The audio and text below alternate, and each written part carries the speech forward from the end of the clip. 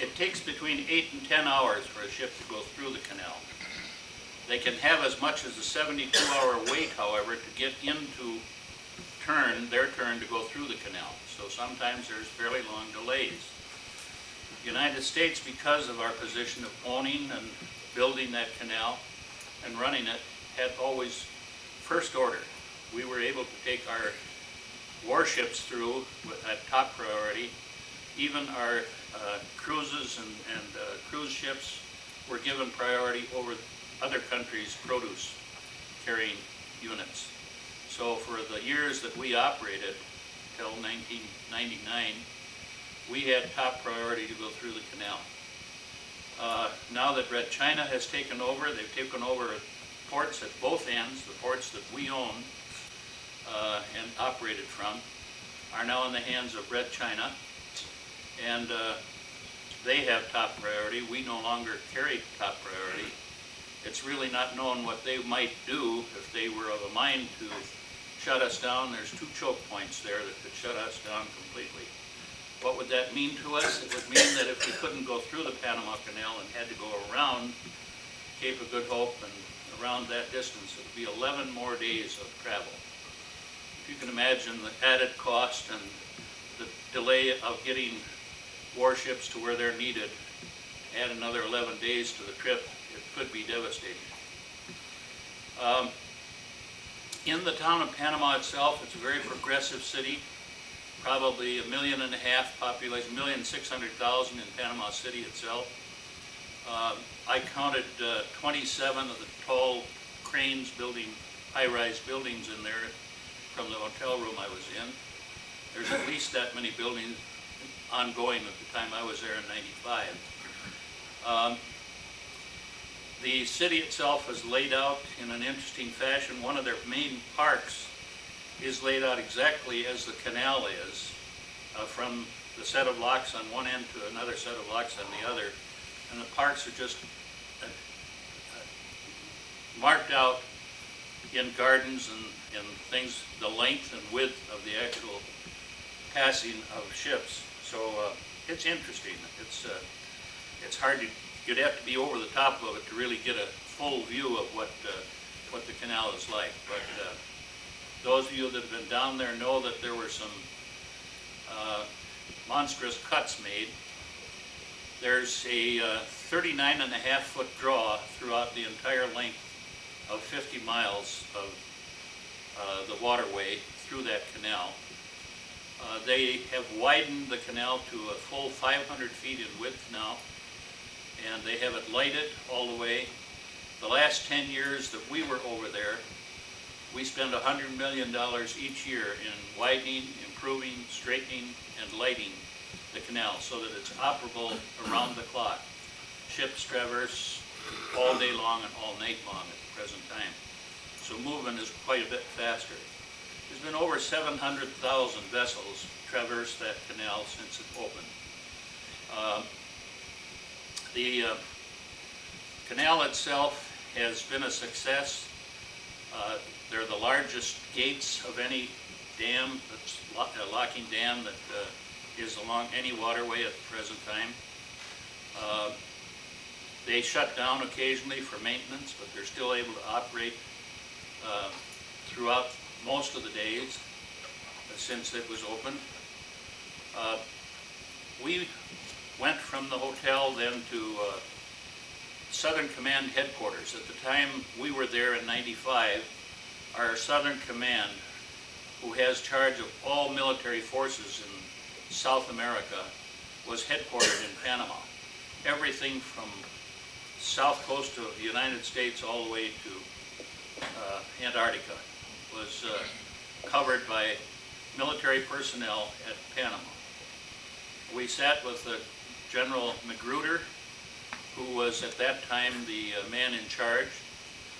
We were able to ask him questions about the upcoming closing of the canal as far as the United States was concerned. We also talked about a lot of other things. I will tell you, as we drove up to that headquarters, which sits high on a hill, kind of overlooking the Bridge of the Americas and the gates of the Pacific side of the canal itself. Very beautiful sight. As we drove up to that building, it's impressive as all get out. It's all military homes, but they're built very much like residential areas. I'll get into the statistics of what we've turned over to Red China now, or to Panama, in a little bit. But I will tell you that he answered our questions readily and showed great concern that by 2 more years, 1997, the Southern Command would be moved back to Miami, Florida, and operate from there. And that occurred, of course. The Southern Command is now run from Miami, Florida, instead of from Panama. There was a great deal of drug interdiction that we were able to accomplish going through Panama. Most of the cargo container ships that went through had closer inspection in Panama than any other port they left from or any other port they entered. And there were interdictions of aircraft and boats carrying drugs from Panama. We had a large air base there where they scrambled aircraft readily if they were under suspicion of carrying drugs. Clinton put an end to that. In his era, about almost 4 years before he was out of office, he began to feel that that was a worthless cause and allowed the movement of drugs to be much freer than it was at any time since the canal was opened. Let me tell you just a little bit about a ship going through that canal. Entering from the Atlantic side, they will go through a mangrove swamp. Again, with a 39.5-foot draft, they can carry quite a load. They enter the lock itself and then are elevated in about 35-foot lifts, 35 to as low as 27-foot lifts, 3 lifts, to get up to where it the river then runs for a period of almost 50 miles in length, 47 miles in length, at one constant elevation. On the other end, the ships enter locks and are lowered again to the ocean level of the Pacific on the other side, Miraflores locks.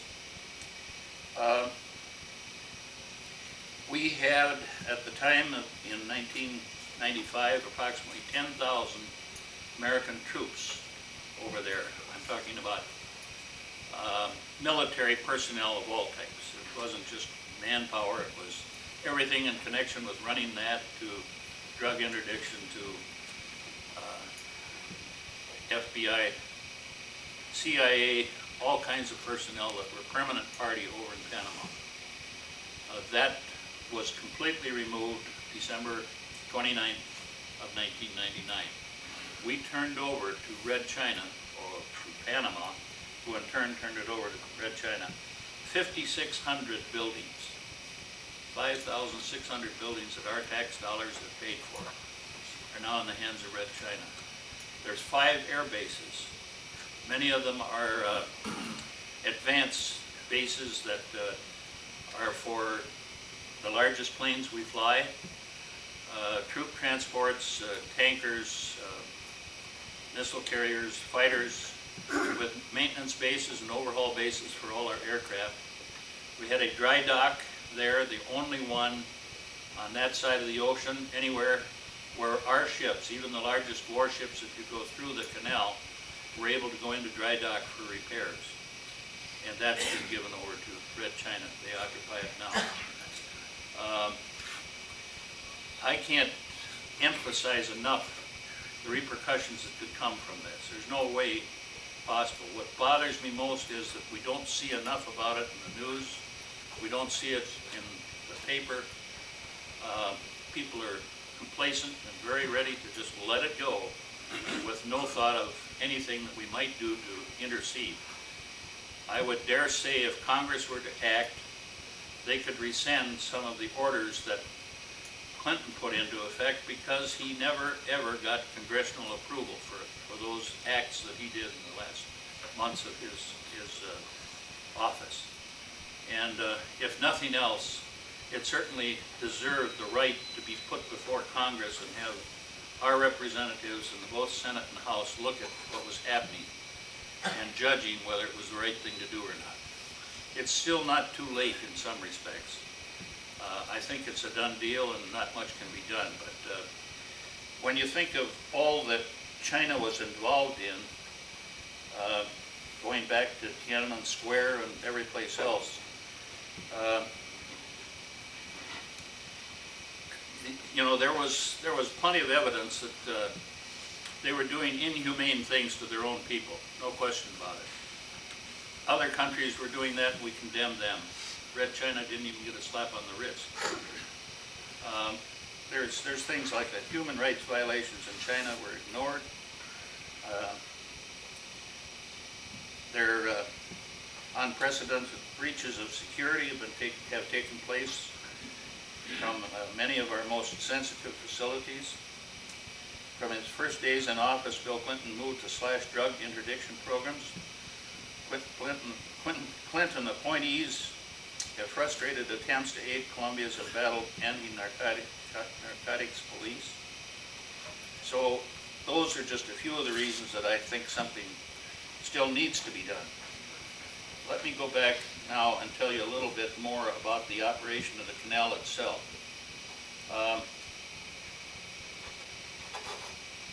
They pay for a course going through by virtue of the weight, the displacement. You remember there's a series of numbers on the side of a ship and they can see how far into the water that ship has sunk, and that determines the displacement. I'll get to the total cost of crossing right now in a minute. If I can just find my spot here.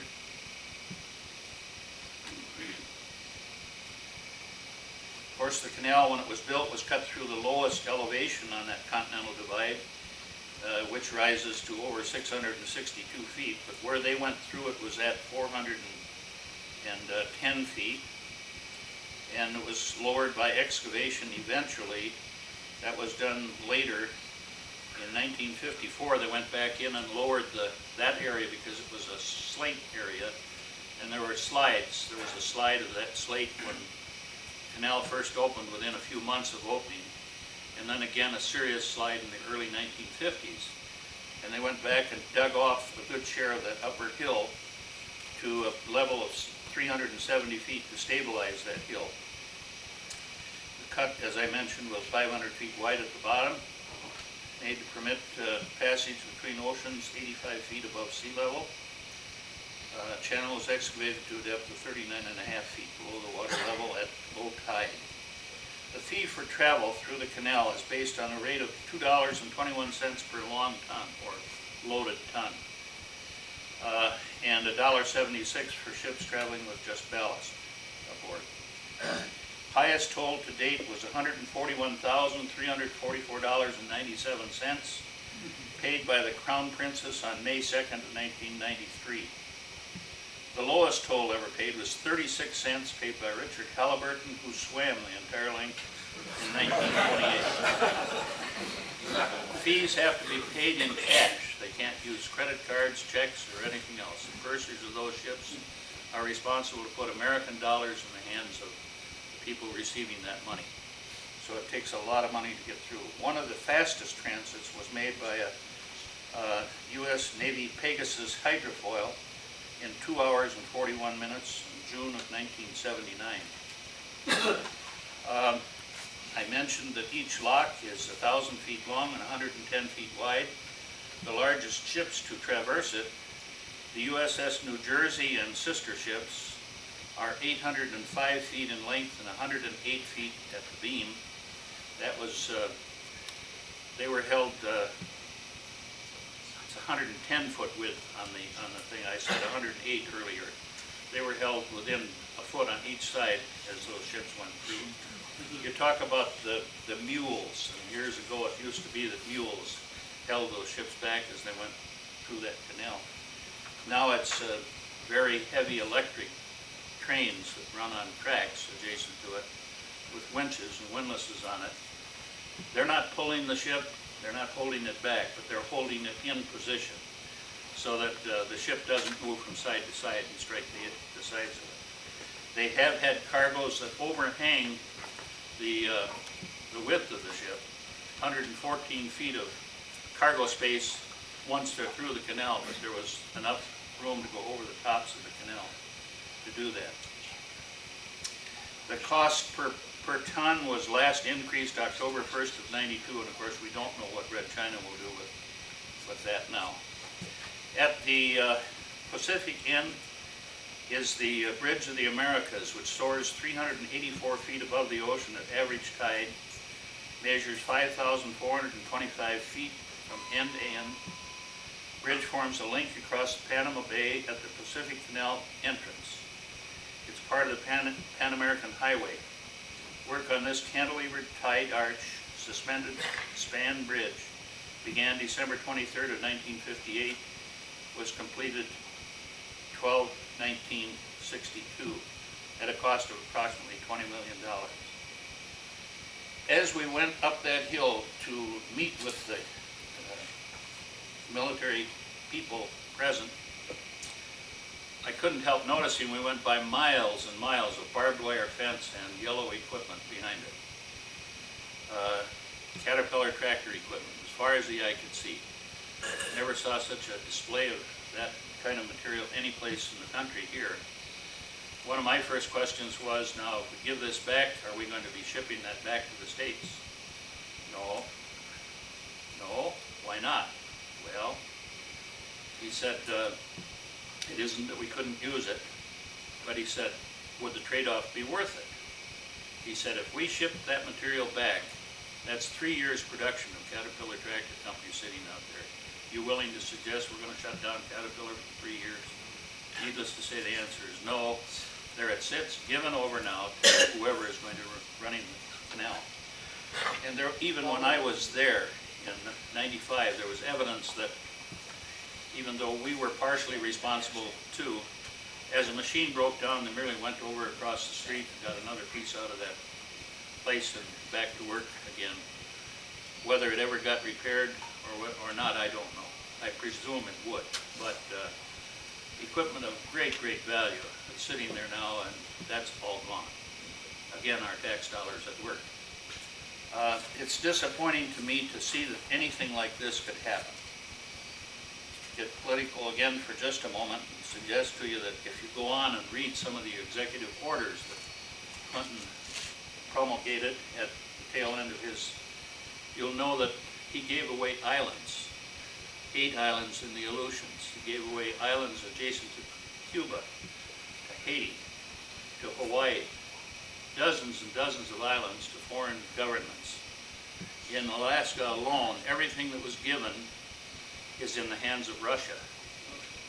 Putin now is just clapping his hands and jumping with joy because of the oil rights that we gave away and the vast areas of sea that can be fished by the Russian fisheries where we used to go. Not one person in Alaska was ever consulted. Not one person in Congress was ever consulted. The deed is done. It's there. And again, I don't know whether it can be rescinded. It needs to be rescinded. God help us if we... One more pitch and then I'll quit. You can ask questions after that. I personally, and this is a personal thing, I'm not going to go any farther with it than what I'll tell you, is my personal feeling. I think the United Nations is absolutely the worst thing that's happened to this country. Amen. Amen. I agree. And, when you see what has been done there, are you aware that they now control Yellowstone National Park? I could go on and name you Yosemite Park. Some of our natural heritage parks, parklands, are now under the control of the UN, not of the United States government. We're still in there to the view of the public, but it's now under the control of the United Nations. I could go on and tell you much more of what's happened in the UN. Every battle that they've been engaged in the 50-some years that they exist we have participated in with either equipment or manpower or both. We've supported and paid for the munitions and the equipment, the machinery, and they're dunning us billions of dollars in back dues because we haven't paid our fair share of dues. We pay far more than any other country to UN. We give them the right to have their headquarters in New York City. I don't know how it got so completely out of hand. I have no way of knowing, but I think I'll admit that this is not the right time to talk about it. We need the good graces of every country in the world if we can in what we're involved in now. But if we don't take absolute steps to get out of the UN if and when this thing over there is resolved, I just worry about what's going to happen to this country. I really mean it. I've only touched the surface of what I could tell you about what UN is doing and what these other things are that are going to result in. I'll go back a little bit and tell you when he gave this technology of missile and missile control and smart bombs. Red China turned and gave it to Russia, who in turn, because they needed dollars, sold it to all the Far Eastern countries who had the money from their oil reserves and so forth. So that we're now in the Kosovo War. We used up all of our smart bombs. Clinton stopped production of the smart bomb. You saw many, many pictures showing a building with an X on it and showing the bomb going in through a particular window of a particular building. That's the smart bomb that was able and capable of doing it. We've gone back to resorting to something we used in World War II. Very few of us even knew about it at the time. A steerable bomb. The tail fin on the thing is controlled and can be set up to do azimuth control only. It can't weave in and out this way, but it can weave in up and down to hit a specific target. That's the limit to the control that we have of it. The bombs that we had in place throughout Kosovo had the capability of being maneuvered in all directions and could go through a window, could be aimed and be that accurate. We're going to miss with a number of these bombs. There's going to be some that just aren't controllable or didn't get on it in the proper time to control them, so you're going to hear of misses. They're going to wipe out personnel that we shouldn't wipe out and so forth. But I'll quit. If there's questions that you guys have, you want answers to, I'd be happy to engage some of them right now. When President Carter decided to give up the Panama Canal, didn't Congress have a right to vote on it? They voted 2 years later, in 1979, Congress approved. Agreed to it. Now the terms of that contract have not been lived up to. In fact, what's taken place there now with Red China is contrary to that completely. We would have had the right to remain on our bases had we wished to do it. We didn't put a strong enough proposal in. They said the proposal we gave them was much more favorable than the one Red China gave, but they chose Red China over ours. I will say that surveys have been done in Panama quite recently. Within the last 6 months, 80% of the Panamanians or more would vote to bring troops back from the U.S. at this particular time. I don't think they think it's any great shakes to have Can they act on that though? How do you get action now in the light of what's going on? Can they act on that and say that this is... Yeah, except we've got a corrupt government in Panama too, so they're in it for the dollars that they're getting personally, and they're getting much of the aid that Clinton got, so no, there's little hope that it's going to come from that end. It should come from Congress here, and then pressure on worldwide governments to get us back where we belong. Whether that can ever happen, I don't know. It's like losing the twins. I don't know if we're going to ever stop that either. But, I don't want to have you all go out of here with gloomy faces, but believe me, we're headed for some tough years ahead as far as I can see. Other questions? Yes? One of the problems with the canal is the fact that they can't put the carriers through that canal. No, they can't. utilize carriers and submarines and. Small ones, but when you look at 110 feet in width, that's Say, limiting. There's some talk about it, probably by going up to them, really, or someplace and putting a larger canal. Yeah, and there will be, someday there will be another canal dug. There's movement afoot to do that, and plenty of interest in it. And it'll probably be brought to a head by the fact that if they ever start to barricade the Panama Canal, it's going to take years to produce that canal, but somebody's going to have to do it to have another way through that area. Yes. It's my understanding that any executive order can be rescinded within 30 days from an act of Congress. If none of these executive orders were rescinded, then could it be that our Congress has been swayed and with the other pardons and so forth, how come our new president did not rescind these executive orders? I asked the question rhetorically. I understand. don't know the answer. But if you realize what he stepped into a pretty big bucket with a lot of other concerns beyond this. These would be very minor concerns to anybody taking. I wouldn't be in that man's shoes for all the tea in China right now. It's just almost a no-win situation. He's lost the ability to have a Senate that's within his complete control, and he's got nations all over the world now that are backing new interests. I'm amazed. I'm delighted, as Norm is, to hear of the support that came from what happened in New York and Pentagon and places like that. Because we are back to where there's almost the same loyalty felt. The difference, I think, is that immediately after Pearl Harbor, we were asked to begin a draft, rationing, support women into the workforce like never before. These are sacrifices that we immediately went into. People are asking, what can we do now? What should we be doing? And there's no answer. We sit there and wait. It's tough. This is such a different war. Electronic war, you gotta virtually go in like they did in Korea and get people out of bunkers and with flamethrowers and so forth. I don't know how else this war can ever end. John?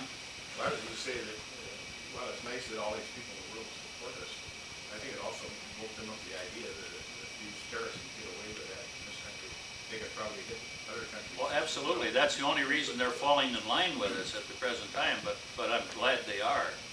And again, I hate to say it, but this isn't the time we should be fighting to get out of the UN. Because there are a lot of people that are very much in favor of the UN that right now we need as allies. If we dropped out, I don't know what would happen to that alliance. I'm afraid it would go down the tubes, but believe me, they're doing this country no favor. If you do nothing more than start to read articles, and I've got documentation for everything I've said here. If you haven't seen it, see me, I'll get you some copies of this stuff. It's not just a bunch of baloney by certain interests. I can assure you this is far greater than that. We need support. Certainly our press and media have not picked up on any of this. If they have, they've been squelched and put out of business. Yes. Yeah, Mr. Bachman, I don't know how many people have internet access. There's a gentleman by the name of Joseph Farah, who is editor of WorldNet Daily. And not very long after the inauguration of President Bush, he talked in a candid interview with one of the highest ranking men in the CIA. So the reason he didn't use his name was because everybody would recognize his name immediately. Joseph Farah was saying, well, I assume now that George Bush is in, within 4, hopefully 8 years, we can undo all that was done in 8 years of the Clinton administration. So this man just very solemnly shook his head back and forth, said, no, it will probably take 30 years to undo everything he has done. It's easier to destroy than it is to rebuild. Wes? I just wanted to mention, reinforce everything you said. I lived in Panama with a balloon operation on General Mills in 1955 and part of 56. I was down there a whole year. And we occupied France Air Force Base, which was just a strip. We had a crash boat as part of our operation, worked in the Navy base in Calan, and or at the Navy base on the Atlantic side. We were on the Atlantic side. And these canals that they wanted, big sea level canals across Nicaragua or even Panama, it cannot really be done because the tide on the Pacific side is 13 feet, and the tide on the Atlantic side at Panama is 13 inches. But I reinforce all the things you said, because we had Fort Sherman, Fort Davis, Albrook Air Force Base, They're all being the Navy operated base, by Red they're Tide. all disappeared, and they've all been turned over. Would interest you to know that they immediately turned over our jungle warfare training area to Yeah. Russia. Yeah, Russia is currently operating what we used to use for training our, that was the Army Jungle Warfare Jungle Center, warfare. and that's on that island, near Flores Lake. well, thank you for your attention.